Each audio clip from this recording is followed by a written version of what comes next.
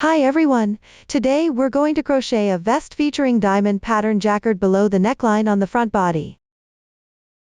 Before starting any new project, we always begin by making a 15 x 15 cm swatch, then wash and dry it thoroughly. Once completely dry, measure how many stitches and rows equal 10 cm on the swatch. My swatch shows 22 stitches for 10 cm.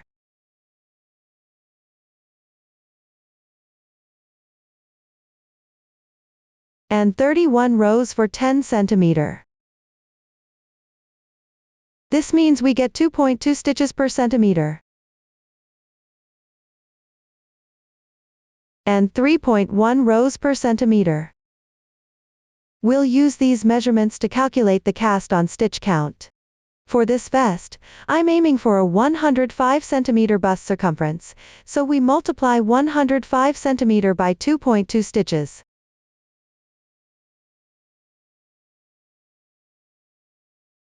This calculation gives us 231 stitches.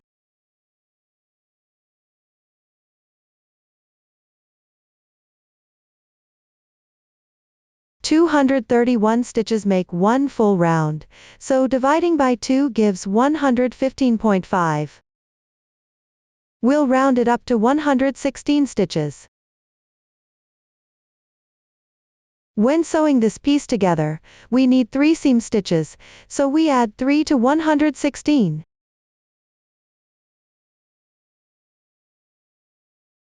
That makes 119 stitches total. This is the cast on count needed for the front body, with 105 cm bust circumference.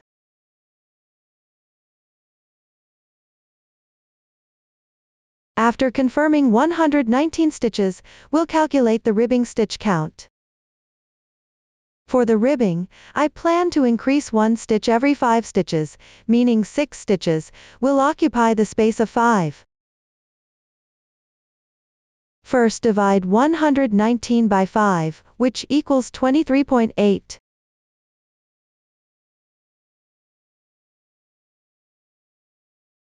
Multiply 23.8 by 6 to get 142.8, round up to 143 stitches for the ribbing.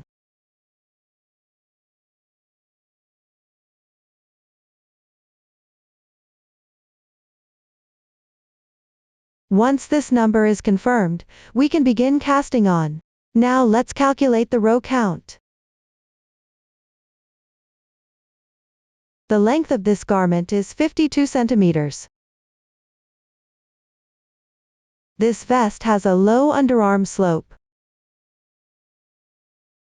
Because we still have about 3 centimeters of ribbing here. So after finishing, the lower part of the garment will be longer. When dividing, I made the upper part 26 centimeters and the lower part also 26 centimeters, totaling 52 centimeters.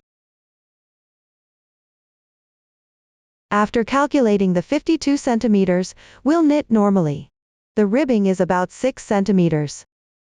From the completed ribbing to the underarm is 20 centimeters.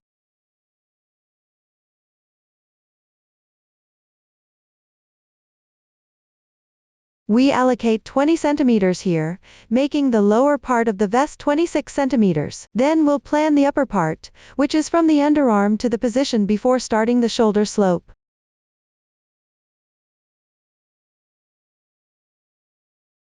This section is 26 centimeters, and the underarm part will have about 2 centimeters in length.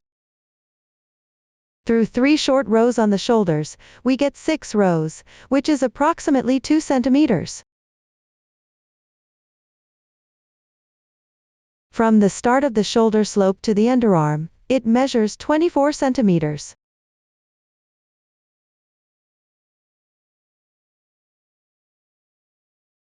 After calculating like this, we'll now arrange the row count.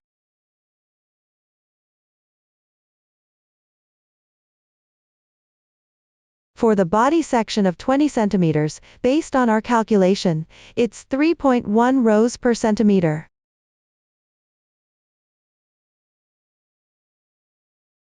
20 multiplied by 3.1 means we need to knit 62 rows, so from the top of the ribbing to the underarm requires 62 rows.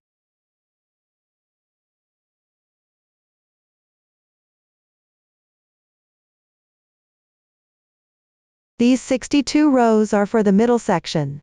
Because there are 2 curved short rows here, we lose 4 rows, creating a 4-row difference, so we actually need 62 minus 4 rows here. When the front body edge reaches 58 rows, we'll start binding off for the underarm. Bind off for the hanging ornament. The 24 centimeters here is the distance from the underarm to the shoulder slope short rows. 24 multiplied by 3.1 rows equals 74.4. Rounded up, it becomes 75. When knitting this garment flat, the yarn tail comes to the right side on even numbered rows, so we calculate this as 24 centimeters with 76 rows. Now let's look at our collar depth, which I plan to set at 10 centimeters.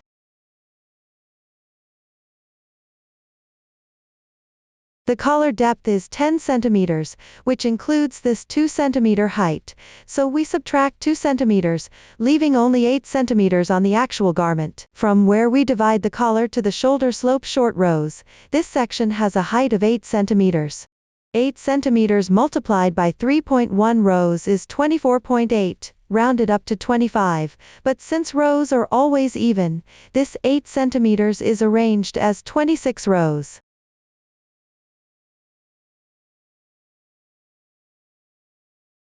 These 3 short rows account for 6 rows, which is 2 centimeters. Then the stitch marker divides the short row section into 3 parts, and the actual completed section has 4 rows. So we add these 2 rows here, making the 8 centimeters total 28 rows. Well, because of this, for now, we temporarily set the data as 26 rows. When we actually knit later, it will be 28 rows here. After calculating the row count, since the shoulder slope starts at row 76, subtracting the 26 rows from the collar division to the shoulder slope position gives us 50 rows.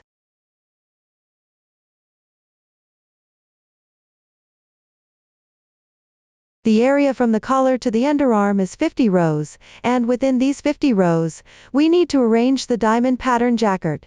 For this section, we'll make the lower part slightly shorter. After completing the diamond pattern, the distance to the collar will be slightly longer. One diamond pattern consists of 14 stitches by 26 rows.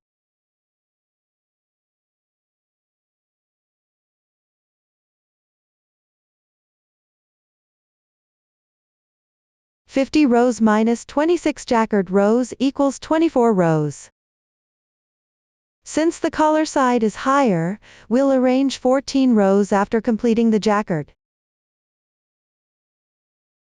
The remaining 10 rows are allocated below, meaning after binding off the underarm and knitting 10 rows, we begin the jacquard. Another thing is the shoulder width is set at 38 centimeters, which includes the ribbing on both sleeve edges.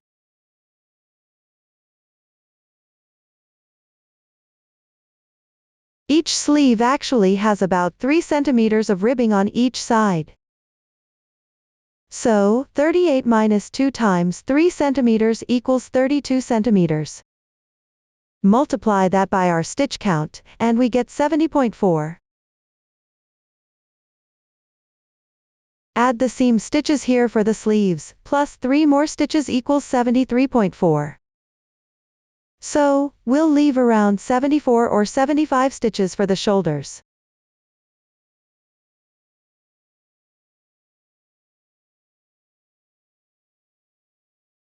Once we know all these stitch counts, subtract 75 from the total 119 stitches.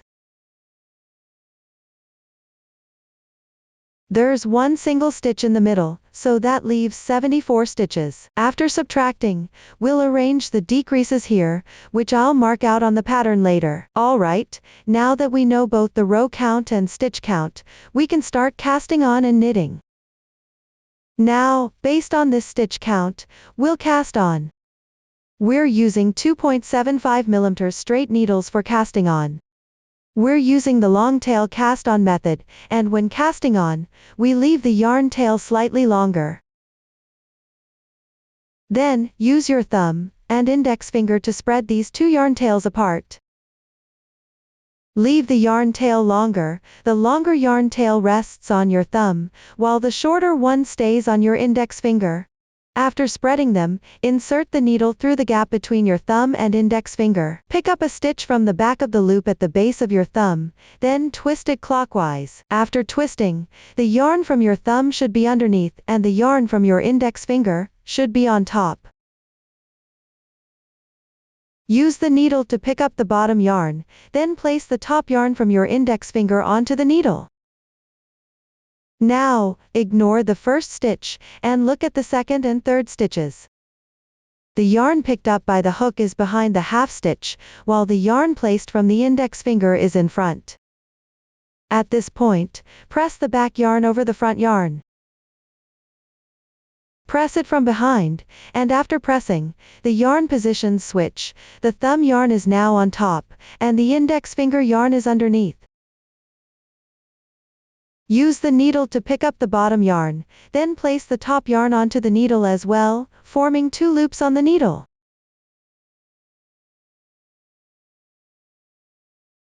Here, there are 2 loops on the half stitch. Now, press the back yarn under the front yarn from below. After pressing, the yarn positions switch again, thumb yarn underneath, index finger yarn on top. Use the needle to pick up the bottom yarn, then also place the previous top yarn onto the needle. Once there are 2 loops on the needle, place the back loop under the front loop. Then the yarn positions switch again. Continue by picking up the bottom yarn with the needle and placing the top yarn onto the needle to form another loop. Then press the back yarn under the front yarn from below, switching the positions of the 2 yarns. Continue by picking up the bottom yarn with the needle, wrapping the front yarn around, then pressing the back yarn under the front yarn. This completes the cast on. Our cast on count is 143 stitches as calculated earlier. First cast on 142 stitches, then add the last stitch, when working the first row of seed stitch. Let's demonstrate. Suppose we've already cast on 142 stitches, now we begin the first row. The first row is all seed stitch, we work seed stitch for both first and second rows. Slip the first stitch. Then the second stitch is a purl, we slip it without knitting, and drop the yarn. Third stitch is a knit, we work it. At the knit stitch position, this loop creates a twisted stitch effect. When working, we don't knit the top loop but the bottom loop, specifically the back half of this loop. Knit 1 stitch, slip the purl stitch without working, knit 1 stitch, slip the purl stitch without working.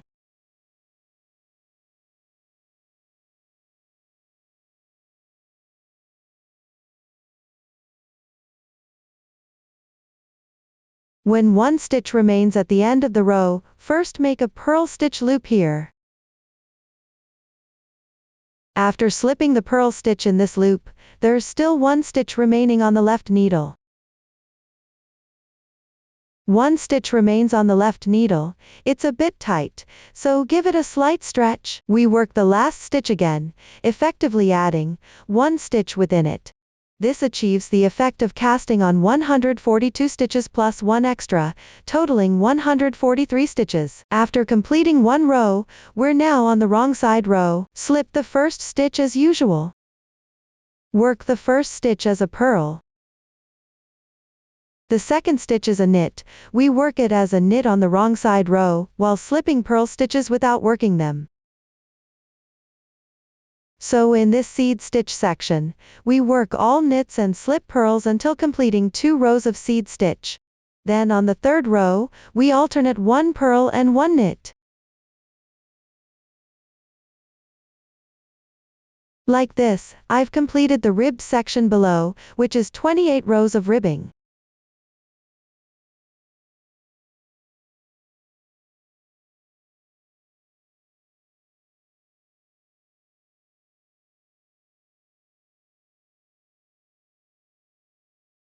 A total of 28 rows have been worked, reaching 6 centimeters in height. Next, we'll decrease from 143 stitches down to 119 stitches as calculated. We'll also switch to larger needles for the upper section, using 4 mm needles. For decreasing, we'll reduce 1 stitch every 6 stitches. This means grouping 6 stitches into 5. Start by working the first stitch. After working the first 3 edge stitches, begin decreasing. Decrease 1 stitch here, already decreased 1, then work 5 stitches.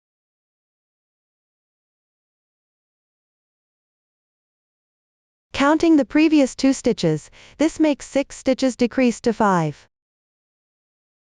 Now decrease the first 2 stitches into 1, then work 4 stitches straight. Out of 6 stitches, we've now made 5. We place decreases where a purl stitch meets a knit stitch, adjacent positions. Knit the knit stitch over the purl stitch, slip slip knit decrease, then work 4 stitches. After working 4 stitches, decrease again at the position where a purl stitch meets a knit stitch, knit the knit stitch over the purl stitch to make the decrease less visible.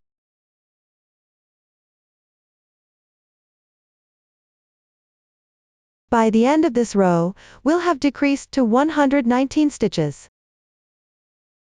Then continue working the body section without increasing or decreasing. Now switch from thin needles to larger needles. After finishing the decrease row, we'll work short rows for the curved hem. Since this sweater has fewer stitches, we'll do 2 short rows on each side, 10 stitches per short row. First, place a stitch marker at the 10th stitch from both ends. Then place another stitch marker at the 10th stitch inside.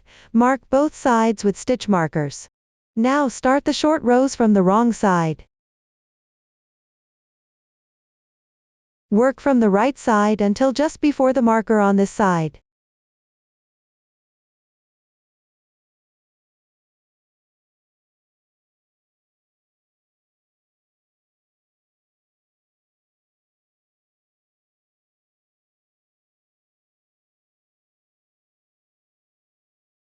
On the wrong side row, work until the first marker, leaving 10 stitches remaining, the 10 stitches on the left half, remove the marker, leave these 10 stitches unworked, and turn the fabric over. When you reach the right side, slide the stitch marker up onto the working yarn above.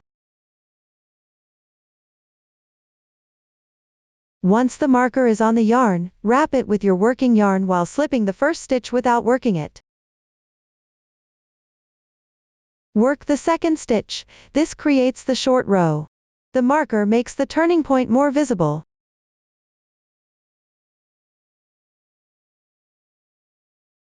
You can use either the wrap and turn method, or the German short row technique here. For German short rows, simply pull tight the first loop to create 2 loops from 1 stitch, that's all.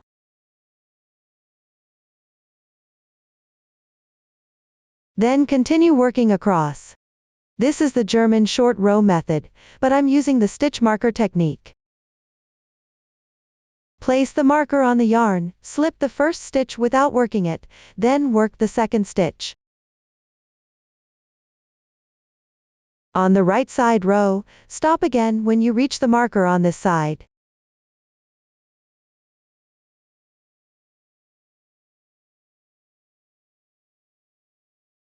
When working the right side row, stop before the first marker, when there are 10 stitches left on the left half, then remove the marker. Leave the 10 stitches on the left needle unworked, and turn the workpiece. Slide the stitch marker onto this yarn.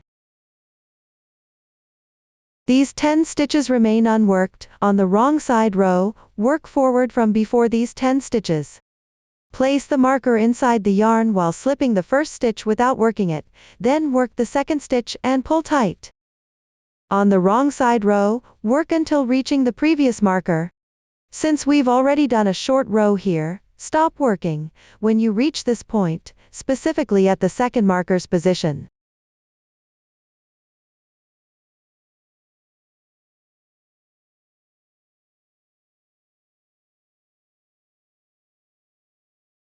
Now that the wrong side row has reached the second marker, remove the marker.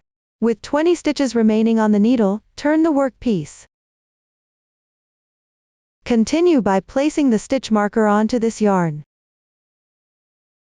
Leave these 20 stitches unworked. Slip the first stitch and work the second stitch. Using this short row technique, both sides have been worked for an additional 20 rows. The middle section now has 4 more rows than the edges. These 4 rows add up to over 1 centimeter in height. If your swatch is larger, or has more stitches than mine, and you're using finer needles and yarn, you can add one more curved short row, 3 or 4 times. But don't go beyond the 5th time, 5 is too many. I did it twice here, but generally you can do it 3 times. 3 times would be nearly 2 centimeters. I only did 2 short rows because I used thicker needles and yarn.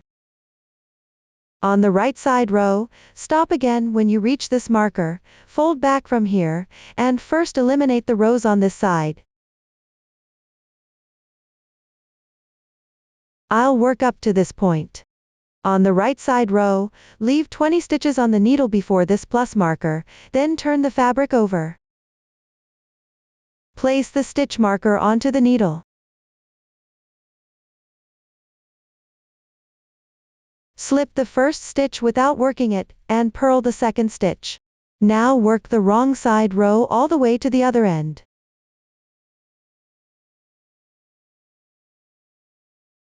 When working the wrong side row up to the stitch marker, first work all the stitches before the marker. Now at the short row turning point, pick up the stitch on the marker together with the next stitch.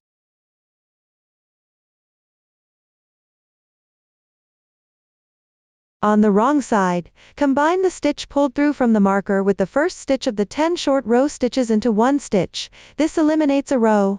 After completing this decrease, continue working forward.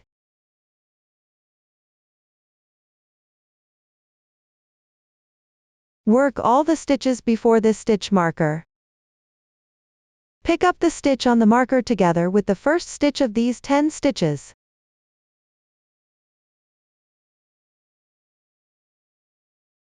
Combine these 2 stitches into one to complete another decrease row.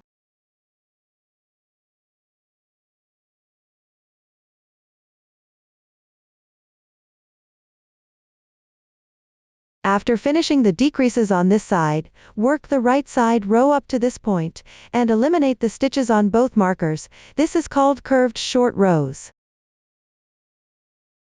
Using this technique, the side near the underarm will be 1 to 2 centimeters shorter than the middle.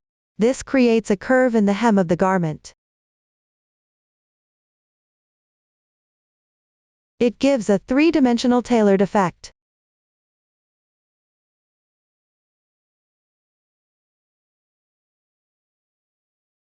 Work the right side row all the way up to before this stitch marker. Once all 20 stitches before the marker are worked, pick up the stitch on the marker, place the first stitch before the 20 stitches on the right side, and move the stitch from the marker to the wrong side, then combine these 2 stitches into one for a single decrease on this side. Continue working forward.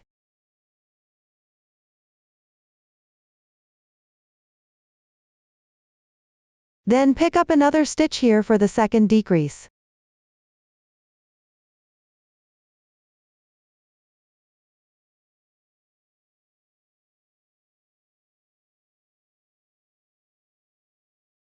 With both sides of the curved short rows completed, the middle has 4 extra rows compared to the edges. Each short row sequence adds 4 rows.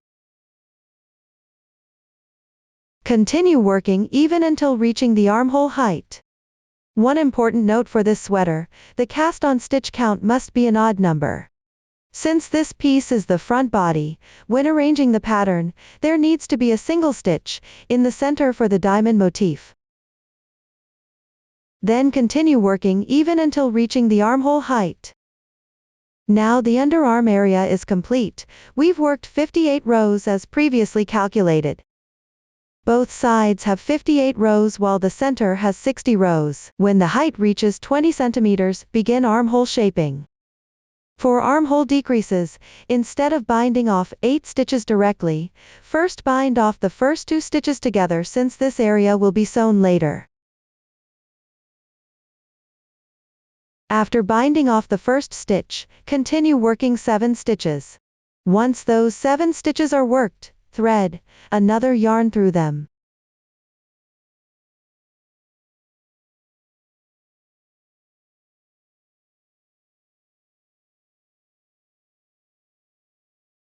Thread another yarn through to sew the ribbed cuff to the armhole later.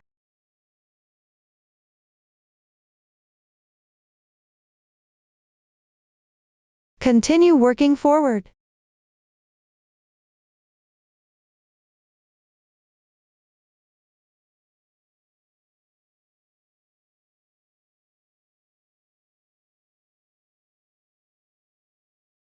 Complete all short rows until the last stitch on the left-hand needle.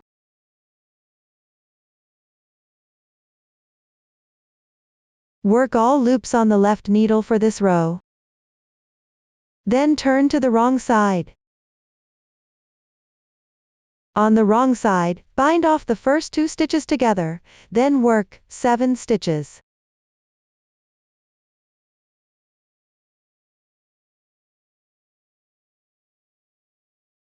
After working 7 stitches, thread another yarn through them.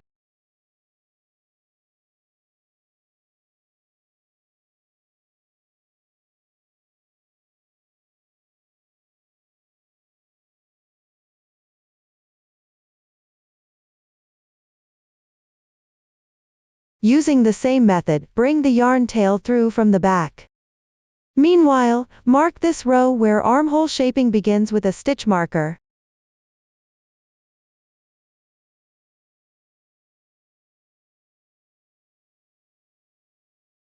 After working 3 more rows from the wrong side row, start the decrease 3 stitches over 4 rows, swallowtail bind off.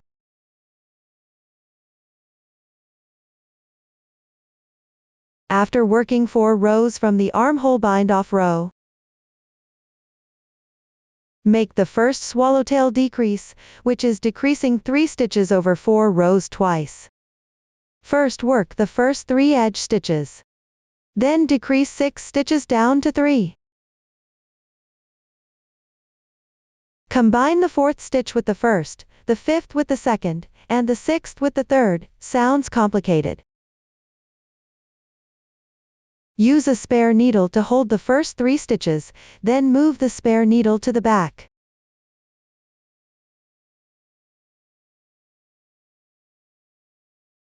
Align it parallel with your working needle before binding off.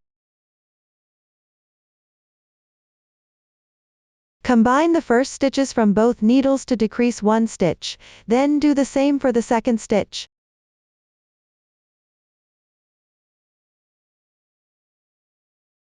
Repeat for the third stitch. Using the spare needle, we've decreased 6 stitches to 3, completing the right side 3-stitch swallowtail decrease. This decrease needs to be done twice. After 4 more rows, make the next swallowtail decrease, decreasing 3 stitches over 4 rows twice, for the right side. Then work to the left side to make the left swallowtail decrease.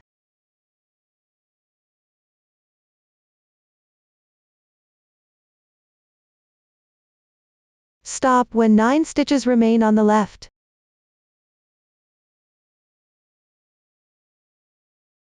When 9 stitches are left on the left needle, make the left side swallowtail decrease, decreasing 3 stitches over 4 rows, using a spare needle again. Slip the first 3 stitches onto the spare needle, placing it in front for the left side. Align it parallel with your working needle, then slip the first stitch from both needles and combine them.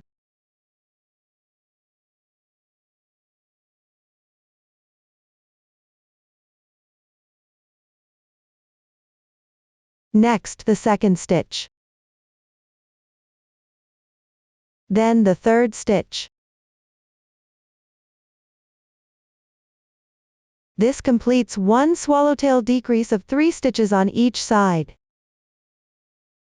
One row is now done. After working 3 more rows, proceed with the next swallowtail decrease, decreasing 3 stitches over 4 rows.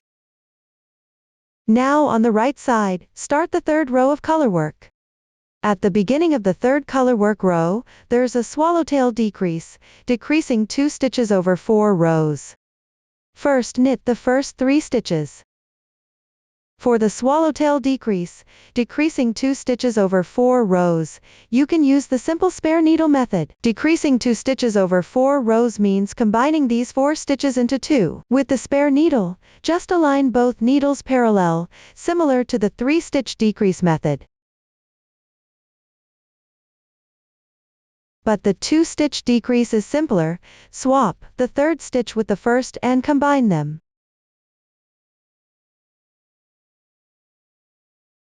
Then combine the fourth stitch with the second stitch to complete the swallowtail decrease.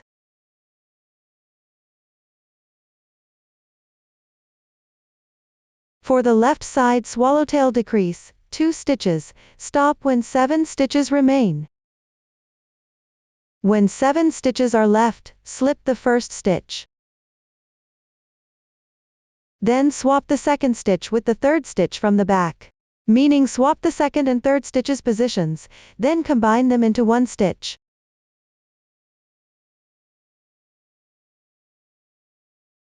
Then combine the first stitch with the third stitch into 1 stitch. This is the 2-stitch swallowtail decrease method for the left side. While knitting this colorwork row, we'll do 4 2-stitch swallowtail decreases. Following our calculated row count, after knitting 10 rows from the bind-off row, we'll start this pattern. Before starting the pattern, mark it with stitch markers. This pattern group contains 5 diamond shapes.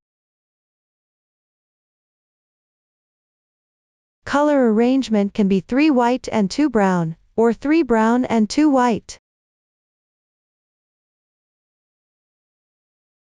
I've arranged it with brown in the middle position, followed by pink-white. Then another brown, same on this side. 3 browns total, middle is brown, then pink-white, then brown again. First, mark where the pattern starts on the garment. My red stitch marker is at the center of the panel. There's a single stitch here.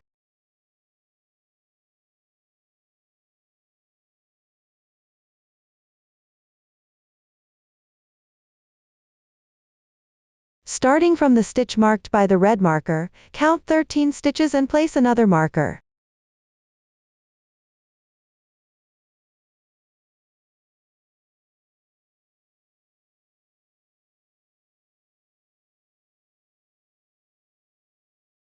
This marks where the cream-colored line begins.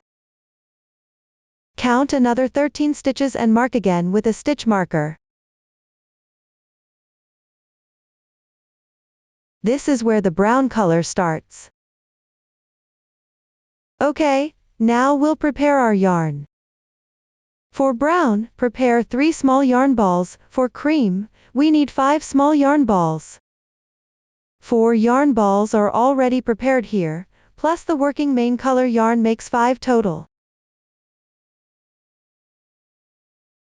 For cream color, we need 3 yarn balls. Each yarn ball should be about 4 meters long. One diamond pattern requires about 4 meters of yarn. This 4-meter length was determined after I actually knitted one pattern. You can add a bit more if needed, or knit a small swatch first to check. After preparing the 4-meter yarn, wind it into a small yarn ball.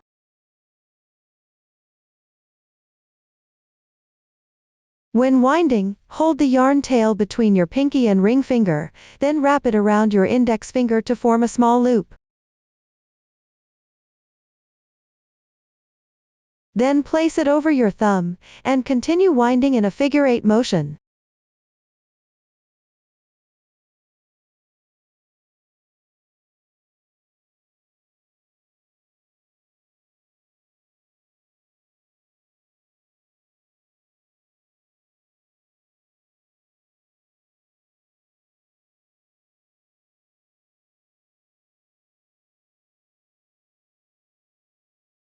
Once wound, remove it, and wrap the yarn tail around the outside a few more times to secure it when there's not much tail left. Then simply wrap the yarn tail around itself. With this winding method, the yarn tail won't tangle when you pull it during crocheting.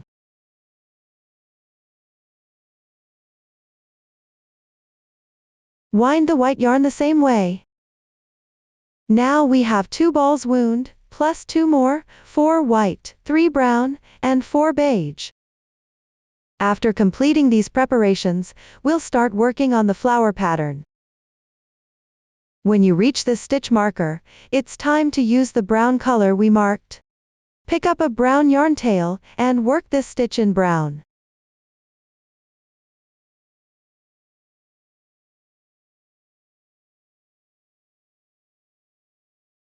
Leave this brown yarn tail here for now. After establishing the first brown section, continue knitting the next side in beige, tucking the yarn tail under the brown section, and working 1 stitch. The middle 13 stitches remain beige.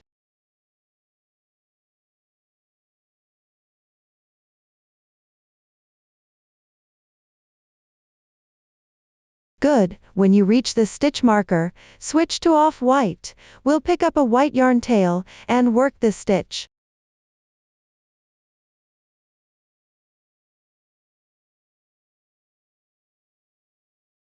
Next comes the beige yarn tail again.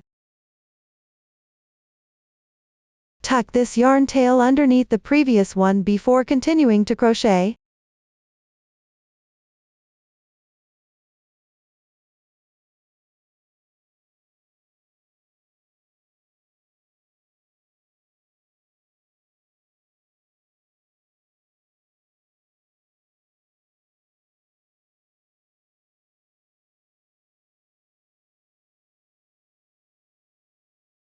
Now it's brown again.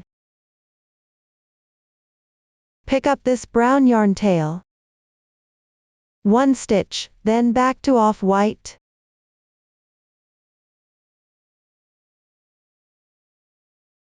Tuck this off-white yarn tail under the brown yarn tail. Following the brown beige brown pattern, we'll pick up all these yarn tails for this row.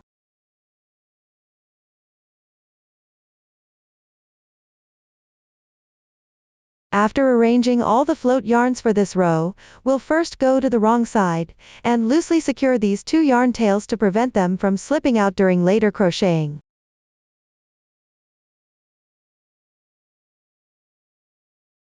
Just secure them loosely for now. We'll trim these yarn tails after completing the color work. Next, we'll start working on the second row of the color work. The second row is on the wrong side. With all yarn tails in place, begin crocheting the second row.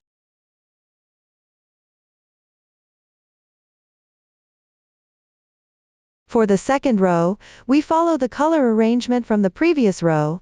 Knit 1 stitch in brown where it's brown, beige where it's beige, and white where it's white.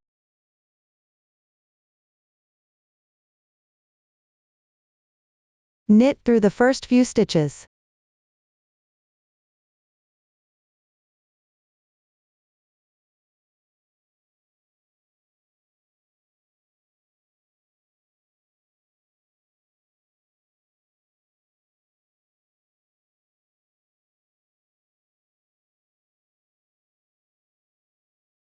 When reaching the float yarn, take the front yarn, the one on the right side, and place it over the yarn on the left side.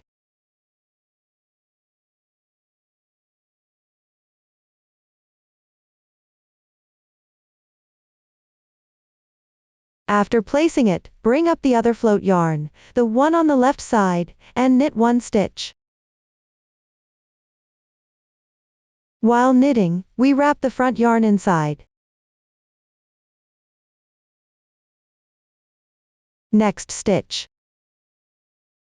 For the next stitch, take the yarn on the right side, the one we just knitted, and place it over the yarn on the left side. Pick up the yarn on the left side, wrap the front yarn around, and knit through.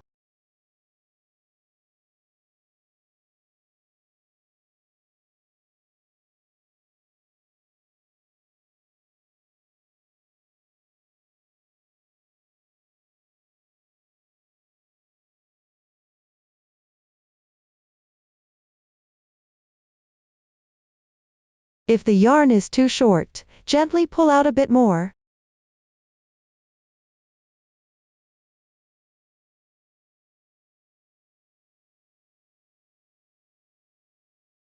Repeat the overlapping. Place the yarn we just knitted over the white yarn we're about to knit, then pick up the white yarn to knit.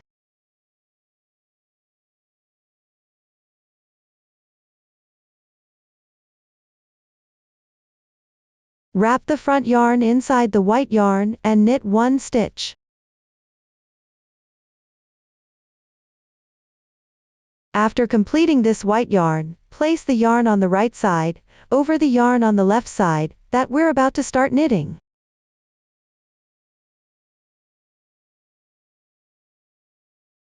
Then use the yarn on the left side to wrap the white yarn and continue knitting forward.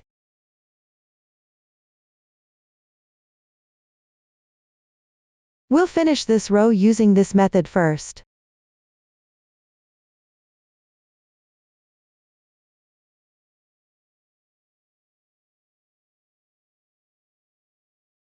When reaching the ferrule section, we now need to gradually expand the diamond pattern outward.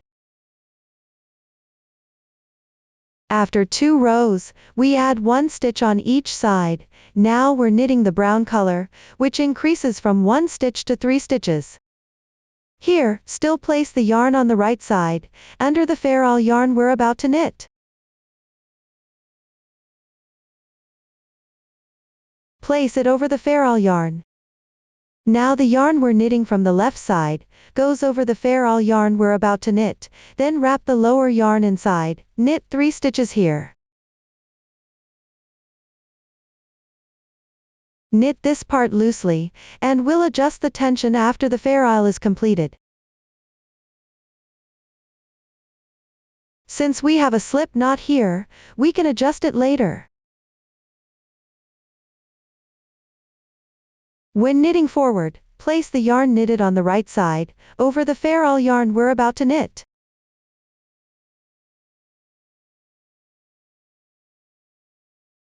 This is the ferrule yarn we're about to knit. At the same time, wrap the yarn finished on the right side inside. Continue knitting forward. For this row, we've increased the ferrule color from 1 stitch to 3 stitches. On the wrong side row, follow the same pattern as this row. Whatever color was in front, use the same color on the wrong side row. When back to the right side, add 2 more stitches, first complete half of this pattern. So far, half of this diamond pattern has been completed. For the diamond pattern below, we start with 1 stitch, then 3 stitches, followed by 5, 7, and so on. In the middle, we'll have 13 stitches. Then we'll switch inside, cutting the coffee-colored yarn every 2 rows and 2 stitches to complete the top part of this square.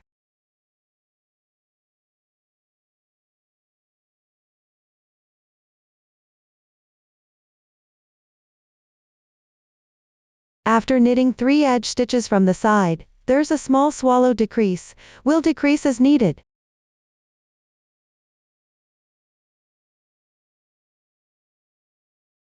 When decreasing this stitch with coffee-colored yarn, we'll swap the yarns.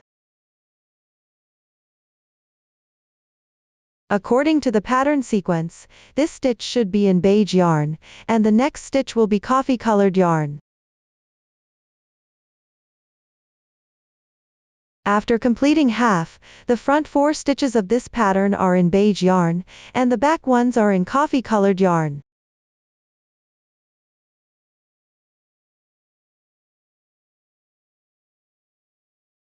After knitting 11 stitches, we'll switch back to 3 stitches of main color yarn.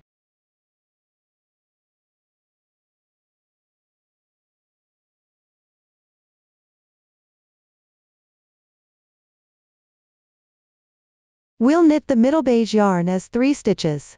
In this diamond section, we'll move inward 2 stitches at a time.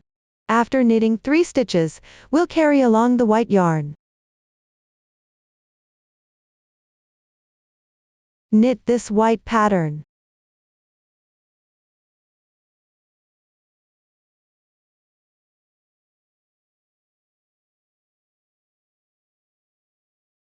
After knitting 11 stitches in the middle, we'll switch back to main color yarn.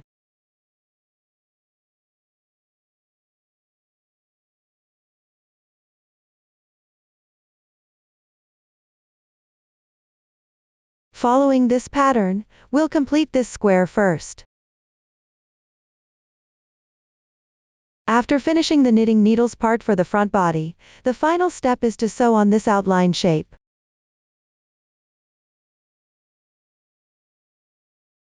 This outline is the white part, and we're using coffee-colored yarn to sew it. For this coffee-colored square, we're using white yarn to sew the middle part. We're using yarn that's half the thickness of the main part for sewing. Since I use 2 strands of yarn for the main part, here we'll use 1 strand for sewing. First, let's find the position to sew. At this diamond pattern in the middle, there are 2 rows at the edge. We'll align from the bottom row to the very center position, which is this row. After aligning to this center position, we'll insert the hook from this row above. Start embroidering from this row. At the same time, leave the yarn tail at the back slightly longer. First, determine the position for the first stitch.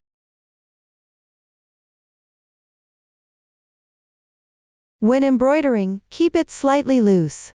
Align from the bottom row of these 2 rows to the very center position. Start stitching here, it's similar to cross-stitching.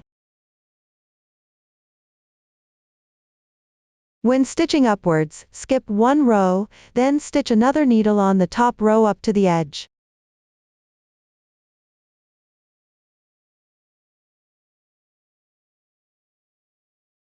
Then move up again, skipping 1 row.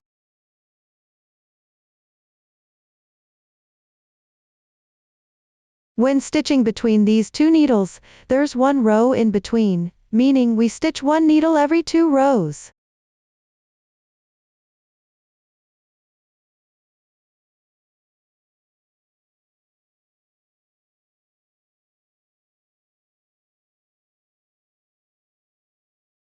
Half of it is done. Since the yarn tail is at the back, pass this thread through the middle. Bring the thread over to this side, then start embroidering this side. Just align this side directly to the edge. Since we've already stitched 1 needle before, follow that stitch down, skip 1 row, then stitch here.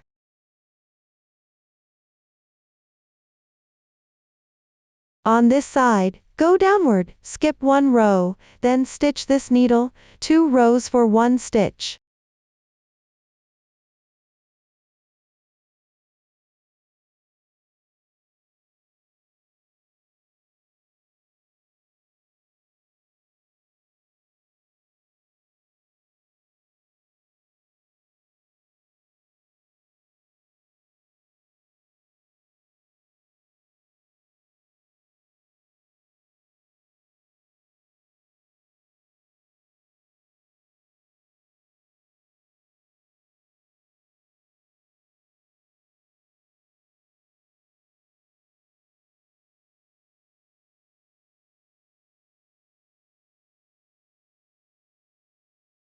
After finishing this side, pick up another yarn tail from here to continue stitching, using the yarn tail we kept here earlier.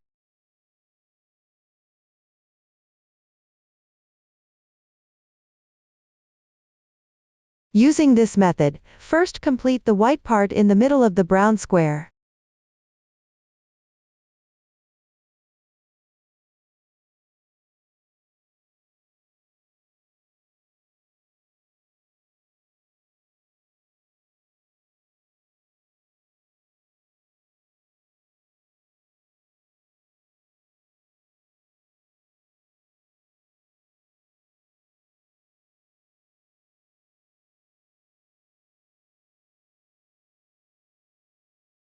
After finishing this part, follow the white stitches downward one by one to the middle, then turn upward, follow this side up, and connect over to this side. That's how to stitch the middle dashed line.